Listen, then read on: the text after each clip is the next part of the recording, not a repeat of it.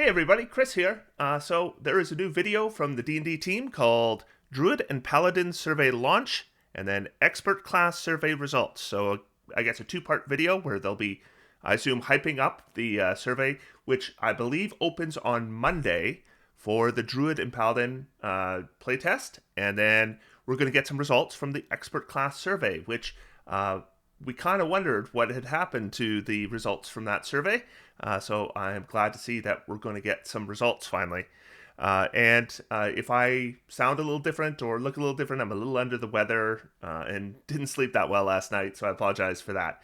But let's get into this. This is a longer video. I see it's 36 minutes long. So I will try to keep my talking down a little bit over what I usually do. And then hopefully we can come in under an hour. So let's get going. Hello everyone, this survey is about to finally open up. We have basically a survey launch video that is coming out beforehand though, and then also we're going to delve later on into the expert class feedback as well, right? Yes, yeah, we've been not only seeing a lot of lively discussion online about the current Unearthed Arcana that focuses on Druids and Paladins, but also our team has been studying the feedback that we're getting on the previous Unearthed Arcanas. We've seen some discussion about Wild Shape. What kind of discussion are we seeing there? So the discussion on Wild Shape has been very passionate. Yes. Yes. I always love to see that excitement about the game. 10 years ago in the D&D Next playtest process, He always says how great he feels about people being super upset about something online. Do you really think that's the case? I kind of doubt it. Then also sent out a playtest druid that had some pre-built stat blocks that people could try out. Feedback then was also very vigorous, and we ended up going in another direction. Right. In the intervening years, a couple of years ago, we did some surveying on the 2014 Player's Handbook. And what's fascinating is one of the main pieces of feedback we got about Wild Shape was, could we have some pre-built stat blocks? Right. So, in response to that feedback, we sure enough have then, in the latest UA, provided that as an option. The thing is, the D&D community is huge. Right. And the community's tastes evolve over time. And so what we're seeing right now in the conversation is the community exploring collectively, right, what do we want for the druid? And so we're seeing some people who definitely do not want us to go in this new direction. And then we're also seeing people saying online, this is the direction of the druid they've always wanted. What that means for us going forward in this playtest process is as people then engage with the survey, write their feedback, rate things with their satisfaction, we then will thread the needle to create the druid that druid players really want. Because that, I mentioned that in our previous video, we're always looking for what... It is going to be a big, big job to find that right balance where everybody's happy. I don't think you can get it. I do not think you can get the solution that makes everyone happy. So I guess it's really about making as many people happy as possible. And it is going to be a tough job.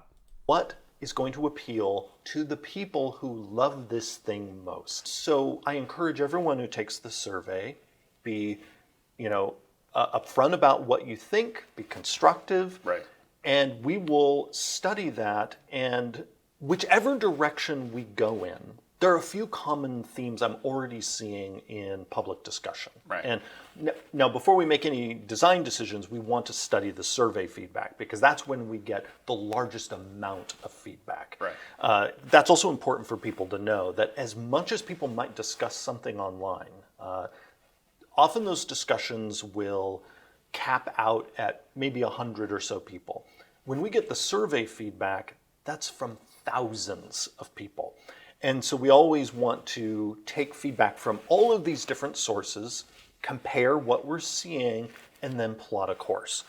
But establishing that context, what I'm already seeing is that whichever direction we go in, and because again, this is a playtest. This is not the done deal. And that's the thing to remember when you're like watching these videos and when you're looking at the playtest itself. This is not the final form. Absolutely this is not. part of the conversation we're trying to have. Exactly. Unearthed Arcana always is playtest. Right. And we have many times before introduced things in Unearthed Arcana that we then end up not publishing.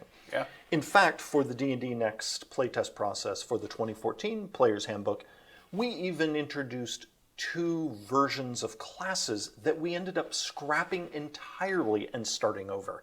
That was the Warlock and the Sorcerer. Because of the feedback we then got, we decided, well, time to go in another direction. Right. So this truly is a conversation. And so I love, again, seeing the discussion, but also there's no need for anyone to fear that this is it. Yeah. Because for all of this, the conversation is the point. And the goal is to make the thing you want. exactly, exactly. And we're trying to move in that direction. And so what I am seeing as a common theme, and that's what I'm always, because I want us to bring delight to as many of our fellow D&D fans as possible. I'm always looking for the common themes. Right. Like even when you have, because sometimes this will happen, and we've talked over the years in past videos, the two of us, about sometimes one group of fans will want something that is diametrically opposed to another group. And whenever we're in a situation like that, I look for common themes. What do they both want? They might. So there's a lot of information here that I didn't expect in this video, because he is talking a lot about online discussion and about the Druid Unearthed Arcana, which, you know, there's been no survey for yet. This first off, I mean, it obviously confirms that they are watching the online discourse. You know, they're watching videos like this one, as well as they're likely looking at Reddit and Twitter and wherever else that these online discussions are happening before the survey ever comes out, because he seems very informed about what the online discussion has been regarding the Druid, particularly Wild Shape so far. And when he's talking about 2 groups with diametrically opposed opinions, he's talking about the people who wish it would just stay as it was, where players would go through the monster manual, look through stat blocks, and find the creature they want, versus people who, like me, who want to have something where we don't have to do that. And templates is one of the ways that it can be done. There are actually other ways it could be done other than templates. Templates is what they went with. It's what I had previously recommended because I think it's a simple solution, but there's definitely other ways it could be done that prevents you from needing to go through Monster Manual or other source books.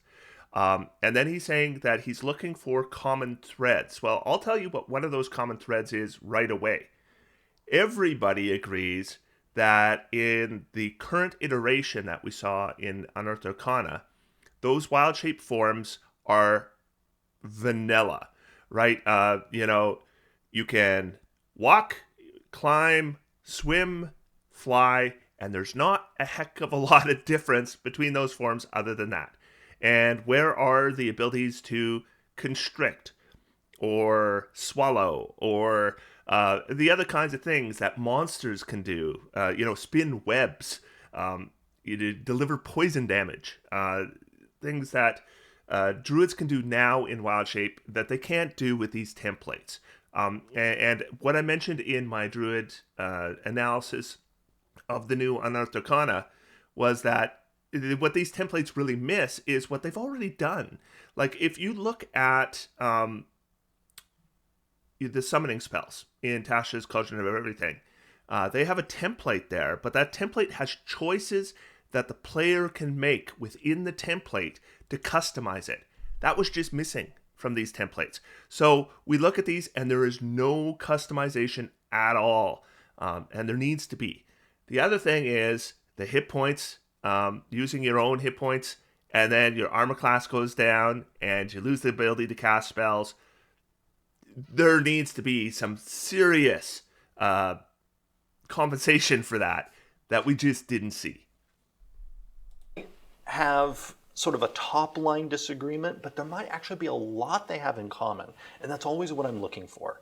And so already when I'm seeing that the two main groups when it comes to wild shape, the thing they have in common is they want some fun texture that will bring distinctiveness to the animal forms. And so with that in mind, if let's say we do move forward with having some custom built stat blocks for wild shape as we see currently in the Unearthed Arcana, I can see us absolutely then creating some customization options for those stat blocks. There it is. So that druids can feel like there is more variation among them.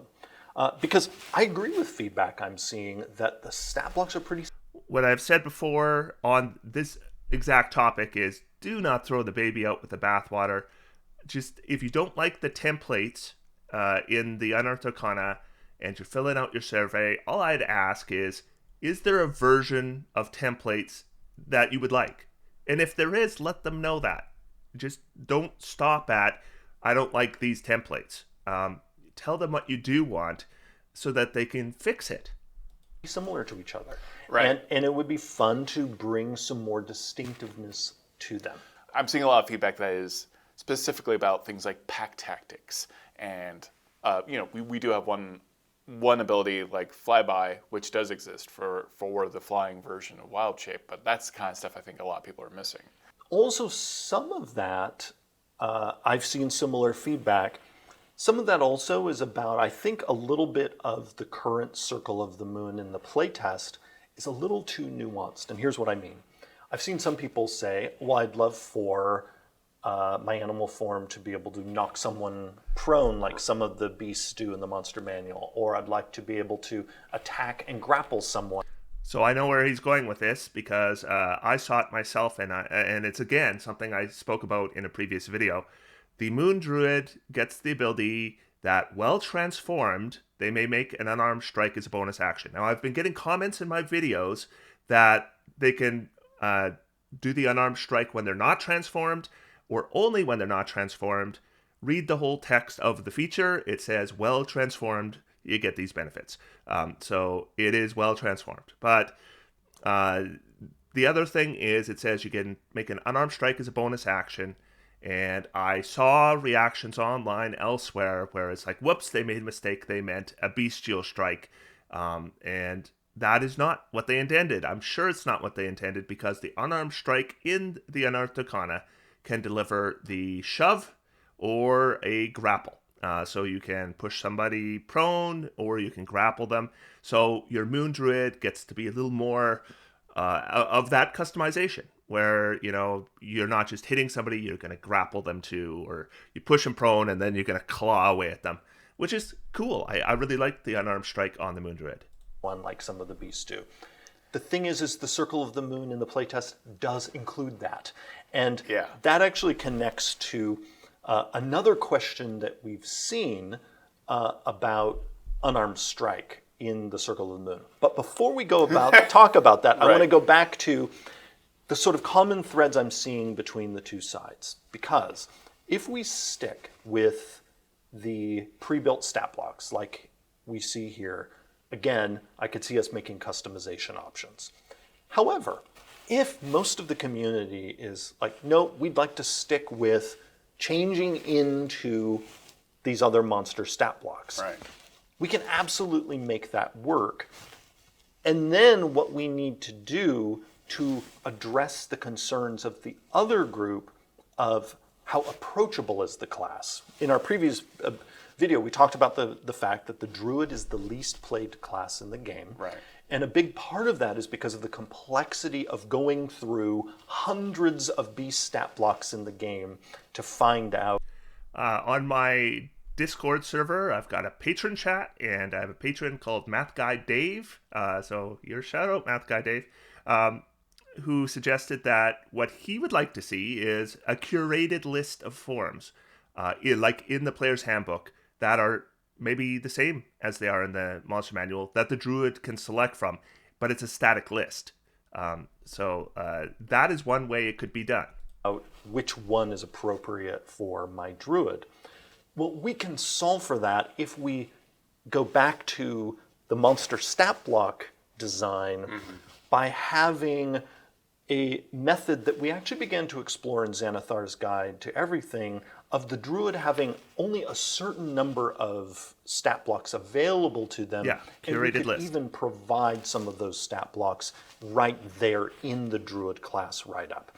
So what I'm saying is we can actually bridge and make sure that the distinctiveness that both groups of players want is there, and then we'll see if we land with that distinctiveness being carried by custom-built stat blocks for the druid or being carried by monster stat blocks from the monster manual and other sources, but curated. Right. So that a new player is There you not said, well, now go look at 100 stat blocks and find the one that is appropriate for your druid. Now, let's go back to the unarmed strike. Yeah. So there was some question on, was it intentional that the combat wild shape feature in the Circle of the Moon lets you use unarmed strike as a bonus action as opposed to bestial strike? It is absolutely intentional that it's unarmed strike. And this is where the playtest document really becomes critical. In this playtest document, unarmed strike is a game object defined in the rules glossary, and it is a very special game object now that whenever you use it, you have three choices. You're deciding, am I going to deal damage with it? Am I going to try to shove someone with it, which can involve knocking them prone or pushing them away, or am I grappling them with it? Meaning those things, knocking someone prone, pushing them away, grappling, are all contained under that very simple umbrella term, unarmed strike. Right. And so, yep, it's intentional, and it's intentional that the druid in the playtest in beast form, if you have Circle of the Moon as your subclass, be able to do that as a bonus action, which then becomes... I'm actually surprised more people didn't pick it up. Like, I guess I could have put a design note there saying, hey, the unarmed strike, just a reminder, it can be used to, shove or grapple. Because I'm surprised how the number of first reactions I saw where they didn't pick that up. Because although there were changes to how unarmed strike worked in the most recent playtest, since the very first playtest, I believe, unarmed strike has delivered shoves and grapples with different mechanics, but it's always been connected to unarmed strike right since the beginning of the first playtest. Becomes really potent when you get to a level, especially when you can use multi-attack in the beast forms, and then also use your unarmed strike as a bonus action. And then you can shove them. Then you can grapple them. So if you want to play that kind of like serpent-like character, you can do that. You can, absolutely, in the current design. And that is intended for when you are in a wild shape form. Yes. Right. Yes. Because everything in the game has access to unarmed strike. Like, whatever your character sheet is or your stat block, you have access to unarmed strike. That's not only true in the playtest, that's also true in the 2014 rule set. Can a first level druid use wild shape since it lasts for a number of hours equal to half the druid's level? This is a great question. And so the context behind that question is people know there's the general rule in the game of rounding down. And So hi, members of the D&D design team. Glad to have you here. So reading that, and because the rule doesn't tell you to round up or whatever, then applying the general rule, it would seem that at first level it zeroes out. But it's supposed to be 30 minutes. I get it. That you don't round at all for this. And here we just, in a future version, we need to make that clear that no, you can't. Yeah, what I would say is that maybe they should say that, I don't know, 60 minutes, or maybe just say not to round. But I misunderstood that at the beginning. But my viewers, thank you. Include me in that, half of an hour is 30 minutes. Absolutely can use it at first level, and the intent is that it lasts for half an hour. Why is the tiny creature feature at 11th level? That is a great question. It has entirely to do with how resilient the new beast forms are. Right. So, in the 2014 Player's Handbook, you can become a tiny creature as a druid at very low level. The thing is, though, that the tiny forms that you can assume tend to have very few hit points. Right. And because in the 2014 rules, once you lose those extra hit points that the creature gives you, you're knocked out of the form, it meant that, especially in combat, you could not actually stay tiny for very long. And you also, by becoming tiny, were accepting the typically very low ability scores in those tiny creatures and the almost non-existent amount of damage that they dealt. Right. So it was purely a scouting form. So in this current playtest, because when you assume one of these animal forms, you still have all your hit points. You now have also a number of your combat relevant scores based on your wisdom modifier. Right. You are suddenly way more resilient than the rat that you could have turned into in the 2014 rules. And suddenly what that means is if you have all your hit points and a chunky armor class, because also the new animal forms have better ACs than most of the low CR beasts that you could turn into. So you have a higher AC, you have more hit points than most of those tiny forms. You can deal more damage than most of those tiny forms.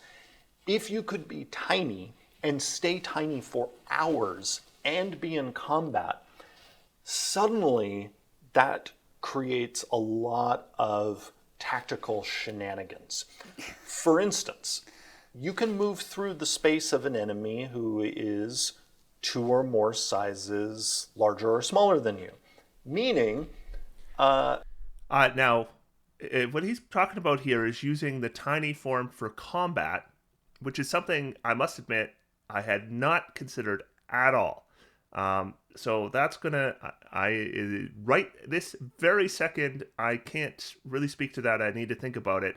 But my first impression is you're delivering half damage, you have your base hit points, you have a lower than your normal armor class. Are you tougher than a Monster Manual rat? Absolutely. Much, much tougher. Are you tough enough to survive in a combat where you are expected to be able to survive in your normal form?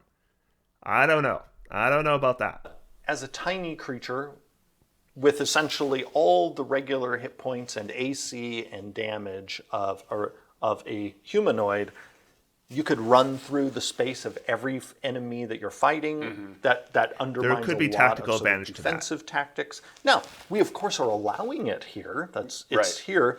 Is it too high of a level? It very well could be. I mean, again, Yeah. this is a playtest. And we're playtesting to see where is the right place for someone who is this resilient to be this small. Now, if in the playtest feedback we see a lot of desire for this to be lower level, and the community wants us to stick with the sort of custom-made stat blocks, then we will adjust to make it so that you can do this at a lower level. If we go back to using monster stat blocks from the Monster Manual and elsewhere, well, then the issue vanishes, and then we just need to determine, or do we go back to you getting a certain number of extra hit points from the shape that you assume, and then do you get knocked out of the shape when you lose those hit points? Like, that's the critical difference. That's why there is that difference in level. But there is also, especially in the playtest for the Circle of the Moon Druid, and similar to that unarmed strike thing that might be too nuanced for its own good, there is a lot of power hiding out in the Moon Druid's ability to cast abjuration spells Right. in beast form. Yeah. Because, again, that includes, in the playtest, healing spells. Right. If with Magic Initiate you've picked up the shield spell, it means you're casting shield. Shield People is are very obviously keen on that. the big that one. Yes. concept as well. So, again, you might not be getting, as a Circle Counterspell. of the Moon Druid, the hit point boost that you were getting before, but you are getting other boosts in the current playtest. We're going to see what mix is. The thing is that the best abjuration spells right now are not primal spells. So that's where it's a little bit iffy to me about giving a moon druid the ability to cast abjuration spells. It's just that it kind of really pushes you out of druid to get access to spells like shield and counterspell. Right. I think we will easily see another version of the druid in this UA process, possibly more than one new version. We will basically iterate until the community collectively says thumbs up. Yeah, and that's the point. Yes, the point is to be listening of the whole process. Yeah, so that brings us to Paladin. Smite has changed quite a bit. I think one of the things that's key on everyone's mind is Divine Smite. Can you crit with it? So the intention is that you I am so glad to hear this. can. Okay. And You can. the current wording is unclear on that point. So Yes, it is. seeing people question that is, again, that's why we have a playtest process of, okay, we need to be clearer on this. And in fact, one of the design notes we have for the dev process on the 2024 Player's Handbook is we need to go through and make sure it's clear everywhere if something can crit or not. Because Yes, this is it a is. question that has Yes. come up about various features Right. for years, and we will make it super duper clear that Divine Smite can still crit.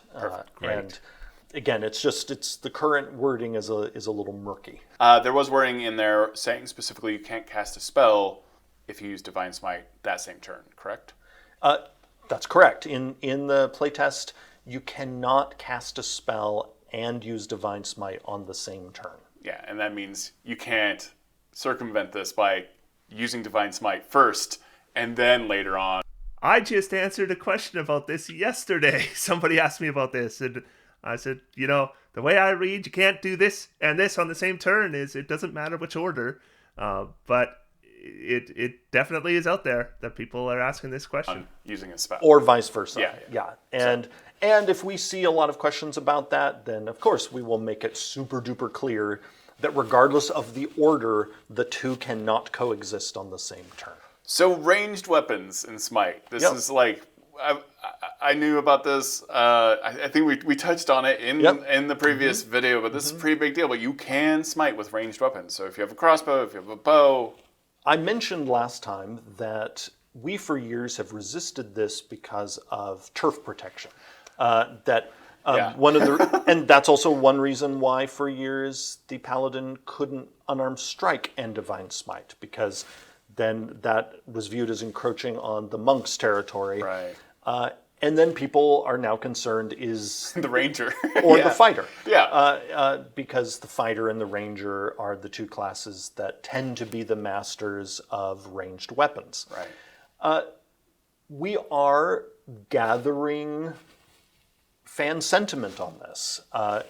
If it ends up staying as a part of our dev process where we dig into the underlying balance, it is possible that we would end up making the ranged smite deal less damage than the melee one, because paladins do have a tremendous advantage over at least rangers, because paladins can wear heavy armor. Right. Fighters can as well. I mean, a fighter can pepper someone. The advantage of the paladin over the ranger isn't that so much that they can wear heavy armor, especially if you're playing a ranged character that's dex based. It's the aura. The aura of protection is what separates the paladin from the ranger. I do think it's interesting for him to mention that they might have ranged smites do less damage.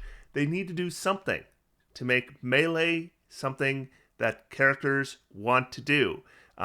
Melee should not just be worse than ranged weapons. And I hope that him talking about adjusting smite isn't some kind of indication that they don't have anything else planned. Because the warrior playtest is coming up, and we're really hoping that you're going to give us something to make it so that we want to go into melee.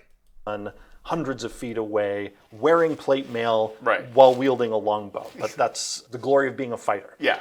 If people want this, we will make it so that the math works. Right. But it could turn out that it just people don't want it and it will go away. If I were to guess, I am guessing essentially the punch-it-in will stay and the ranged will go away. But I could be wrong. Wow. So Jeremy Crawford just predicted, and he, he's hedging his bets here, but he just predicted that smite will not remain available for ranged weapons. Interesting. Yeah. And that's, again, it's why I keep an open mind when not only I look at the discussion online as well as when we go to the survey feedback, because the audience is so big that we're often surprised. So there's a rules clarification as well that you've seen having to do with dying and stable. Is there a reason that stable is not there? Stable is intentional. I released a video on this. So as I record this, I released a video on this right before, with 5 minutes before I started this video. Not present. Okay. Our goal is for it to go away because it is a Interesting. sort of quasi-condition that the game frankly doesn't need. And as a part of this process, it's an opportunity for us to look for things in the rules that are not necessary. Because it's already possible with our conditions to have you be at 1 hit point and unconscious. Yeah. There's no need to have this extra thing where you're at 0, but you're not dying, but you're stable. It's like, no, we can just say you have 1 hit point and you're unconscious. Perfect. So that's about just sort of looking for places to snip out things that are not Is he going to talk about Spare the Dying? really doing much for the game. I don't like it when we have in our rules details that don't really have much upside for you remembering them. And I always want to look for ways that we can make it so that if there is something you have to remember, that you're glad you remembered it. Like, again, there's some kind of upside to the play experience. Here at the end, we are going to talk about the satisfaction scores from the expert classes, correct? All right, so we're 22 minutes into a 36-minute video, and so far, all they've talked about is the Druid and Paladin and reaction to it, even though the survey hasn't started yet. That was really surprising. And I will just say on the last point, I'm not convinced the new rules for dying are simpler. I'm just not. But anyway. Yes. Yeah, we finally get to dig into this. There was so much amazing feedback. I am looking at the feedback report that I received. It's nearly 20 pages long because that Unearthed Arcana not only had 3 classes, it also had tons of feats and also a very large rules glossary. Right, yeah. So first I'll start with the classes. And again, just to make sure everyone knows what classes we're talking about the Bard, we're talking about the Ranger, and we're talking about the Rogue. And each of them basically landed in a different sort of satisfaction span. So the Ranger was really beloved and is in the 80s. Wow. So the Ranger who gets... So just a reminder, because this is a ways back, but Jeremy Crawford talked about the percentages before on surveys and what they mean to the design team. And anything that scores above 80 is like, people love it. If it is above 70, then it is definitely a keeper, but it probably needs some adjustment. If it does above 60, it is a maybe. Right now it's in iffy territory. So, and most of the stuff lands in the 60s, 70s, or 80s. And so if something lands in the 80s, that means people loved it. And I gotta predict, if the Ranger was in the 80s, the Rogue had to be the one in the 60s, right? Which means that the Bard was probably the one in the 70s. Gets the reward for most improved class. Right. Because typically when we've done satisfaction pulling on the Ranger, the satisfaction score is has varied over the years, but it is rarely over 50% and sometimes has been as low as like 20, in the 20s. So we're looking at a satisfaction score in the 80s now for the playtest Ranger. And then when I dig in and look at the scores for the individual features, almost every feature in the new Ranger got a satisfaction score of 80% or higher. There were a few in the high 70s. And then when we get to the Hunter subclass, I didn't like the Hunter. every individual feature scored in the 70s or 80s, except for multi-attack. That was in the low. That's the one, I think, where you get Conjure Barrage, and you can cast it, and which you already could, and you get it prepared. It was terrible. I'm really surprised that the Hunter did so well. That is a shock. Low 60s, so definitely we have some improvement to do there. And then the Hunter overall was low 70s in terms of satisfaction. So it's sort of like we've talked before, we view that as like, all right, it's okay. Right. We don't interpret that as a sort of a thumbs down on it. But what's interesting is the features, again, with the exception of multi-attack and the Hunter, the features scored higher than the subclass itself. And so then when we look into the written feedback for why that might be, it really comes down to one thing, and that is people missing some of the choices they had in the Hunter. So I see that, and I'm like, well, that is the path to addressing that is straightforward for us, and that is bring back some choices. Yeah. But Great. overall, with the Ranger, a ton of excitement. But again, once you dig into the written feedback, a lot of little things here and there for us to adjust, for us to improve, for us to clarify. So even when we have something that gets such enthusiastic satisfaction as the playtest Ranger, we still dig into the written feedback to see, okay, but what can we make even better? Yeah. What is going to make this Ranger that is getting this positive sentiment truly shine for years to come? Now, the Bard was in the 70s. So we had the Ranger in the 80s, the Bard was in the 70s. Okay. Yep. And the Bard features also, when you look in the core class, were all, in terms of satisfaction, in the high 70s and low 80s. So again, the core class overall, people are digging it in the feedback.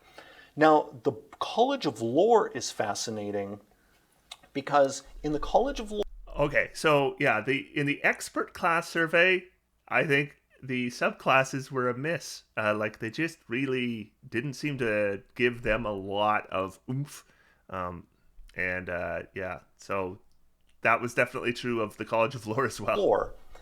Every feature was in the 70s and mostly in the mid to high 70s. Wow. Yet the subclass got 67%. Uh-huh. And again, this is why if anyone's ever wondered why do we ask for the satisfaction, I suspect it's just because people the College of Lore subclass and the Unearthed Arcana was just such a departure from the initial that people look at it and go, all right, this might be okay, but do I like this more than additional magical secrets? No.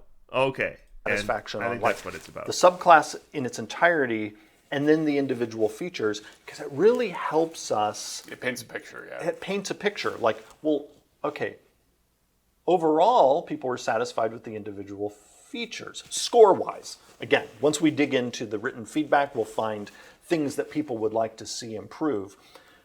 So then the question is, why then did this subclass overall get a lower score? Well, our main answer when we dug into it was that people missed the additional magic secrets. It's that simple. Yeah. There are a few other things for us to address, but that's the main thing.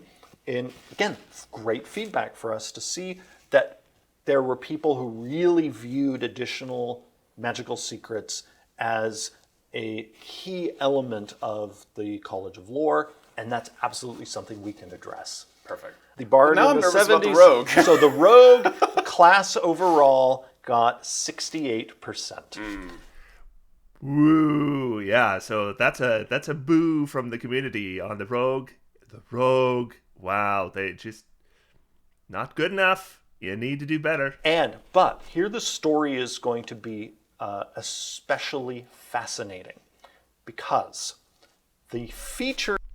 People want this is I have not watched this video. I swear I have not. But obviously the thing people were upset about was that you couldn't sneak attack with your reaction. So you couldn't hold your action and sneak attack. I gotta think that's the thing he's about to point out. Inside the rogue got amazingly high scores. Interesting. Every feature in the rogue got Even a sneak score between 79 and 81% satisfaction, That's very high. with two exceptions. Okay. Evasion at 76%, so that's fine. Yeah. And sneak And attack. then sneak attack at 61%. There it is. Kind of the core thing. And so what's fascinating is then when we look for this big disconnect where the individual features within the playtest rogue, almost all of them people were thumbs up, thumbs up, thumbs up. But then the overall class, the score was all the way at 68%. We found I mean, he's making it up like it's some big mystery. Sneak attack is the core feature of the rogue. It's the one feature that everyone associates with the rogue. If people don't like sneak attack, they're not going to like the rogue. the culprit, and it was sneak attack. And how much people identify with that. This actually was not a surprise to us. Because seeing the discussion online when this Unearthed Arcana came out, we saw, okay, sneak attack is going to be the sticking point. And it comes down to no off-turn use. In the playtest version, the rogue was able to use sneak attack only on their own turn. Yeah. And this was amazingly good feedback for us to see how much people value the tactical flexibility of being able to use sneak attack on, say, opportunity attacks. And that is something we can absolutely restore. We often will look for opportunities to move things onto people's turns. And sometimes people will wonder, is that because the thing was too powerful? Often not. Often what we're doing is we're looking for ways to speed up play. Yeah. Because as often as possible, if you can keep things on, especially a person's main activity, like sneak attack, or a spellcaster's spells that they cast with spell slots, the more we can keep those on people's turns, the faster the game tends to go.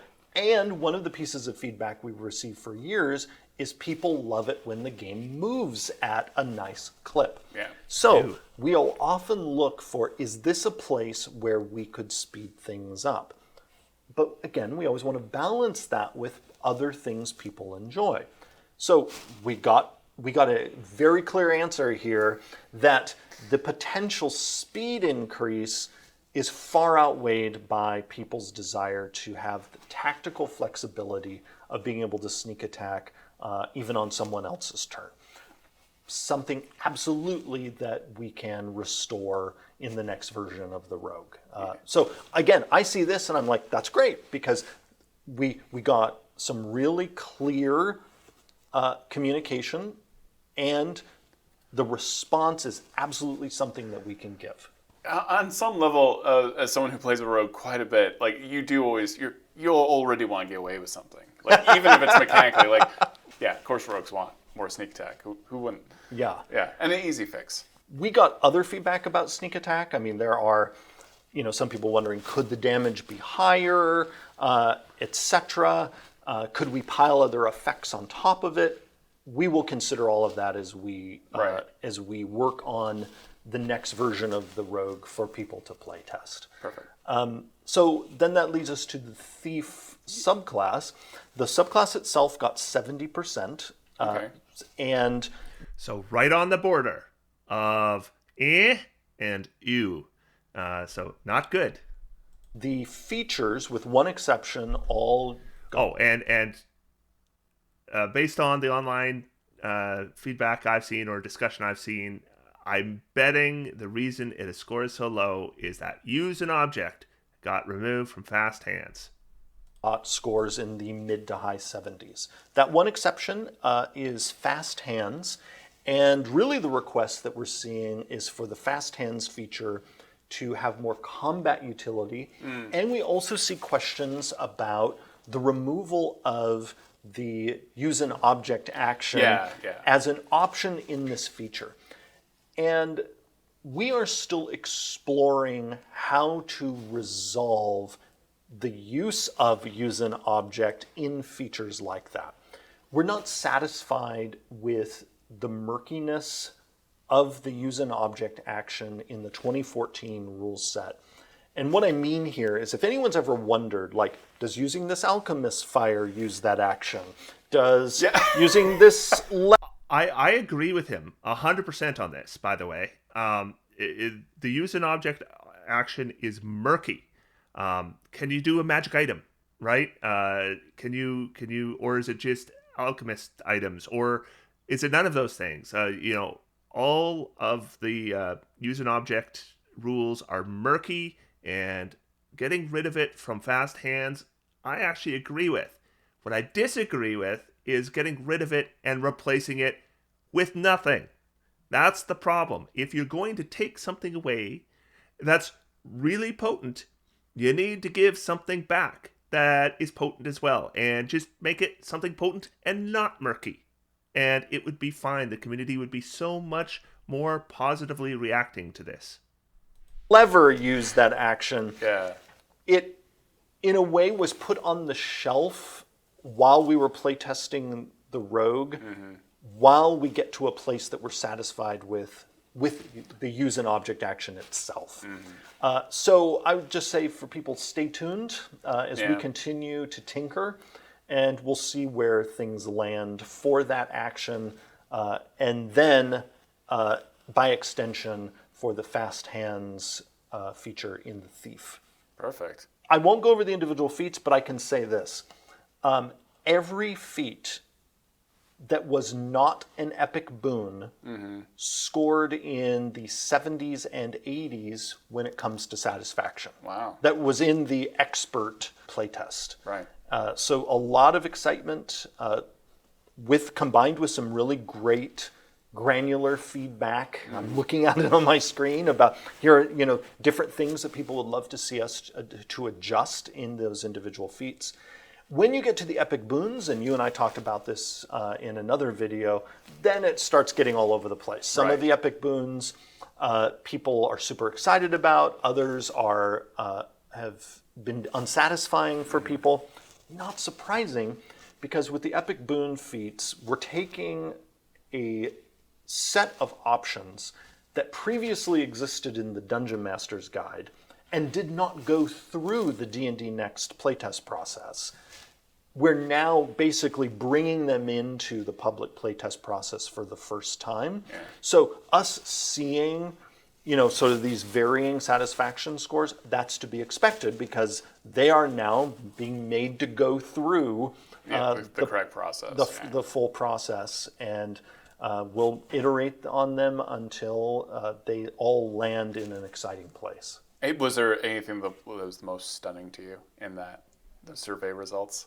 Probably the thing that surprised me most was how high the scores were for the feats.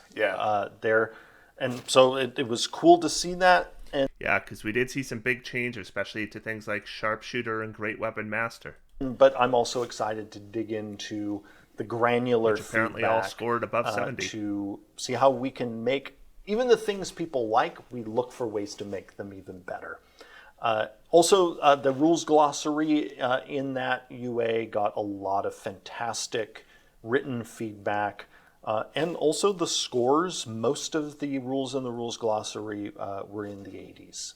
Perfect. Now, speaking of the rules glossary, I think maybe a great place for us to close is as people take the survey to remember that the rules glossary of each of these Unearthed Arcanas replaces all of the previous rules glossaries. Right. However, there is now a complication. In the latest UA, we moved spells out of the rules glossary on purpose. So, there are no spells in the new rules glossary. Right. That does not mean that all the spells from the previous UAs are now removed from the playtest. So that kind of guidance that one rules glossary replaces a previous rules glossary, that's still true, but it does not apply to spells because, like Feats, spells are now in their own section of these playtest documents. Okay, perfect. Well, thank you so much. The survey is coming out very soon, so be sure to take that. And Monday. Thank you for all the comments. Thank you for all of your thoughts and your constructive criticism. But don't forget to fill out the survey. That's the best way to give your feedback for any Unearthed Arcana. Absolutely. Awesome. Thank you so much for watching. Okay, so the surprises there were that they spent so much of the video talking about the current playtest that has had no survey or survey results yet. Yet they talked about community feedback for 2/3 of this video. And then 1/3 of the video quickly going over the expert classes survey. But some important information here. They're changing the Druid. Druid's being changed. Wild shape is going to be changed. It's pretty much a guarantee regardless of the survey. Now, I'm certain the results they'll get in the survey will be similar to what we've seen in online discussion. So I'm sure, unless there's some kind of a huge shock and suddenly they get the survey and everyone loves wild shape. Obviously, they know they're going to be changing it. They're talking about two possible solutions, either templates that have customization options or a curated list of monster stat blocks. I'm okay with either of those. I prefer the customizable templates personally, but I'd be fine with a curated list of monster stat blocks. That'd be okay. Then we learned about the Paladin that Jeremy Crawford is not confident at all that Smite will have a ranged weapon option once the official rules come out. He's kind of suggesting that in his opinion, it's likely the community is not going to support that. Smites can crit. That was always the intention, which wasn't surprising to me. I kind of pointed it out in the previous video that the spells were worded in a way that made it very clear that they were added on a crit.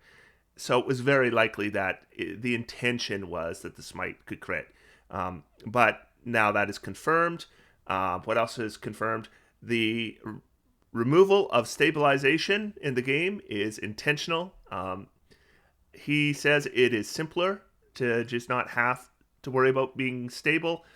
There needs to be some clarification. There's some work needs to be done to make that easier than it is now, because the way it is now, I think it's confusing. I also think spare the dying, giving a hit point and making you conscious is not a good thing for the game. So we'll see where that goes. But that's one thing he mentioned in this video that I found less encouraging than a lot of the other stuff he said. Anyways, so hopefully this isn't too long. I suspect it's got to be around an hour. But thanks everyone for watching, and I will be covering 1D&D continually as we move on.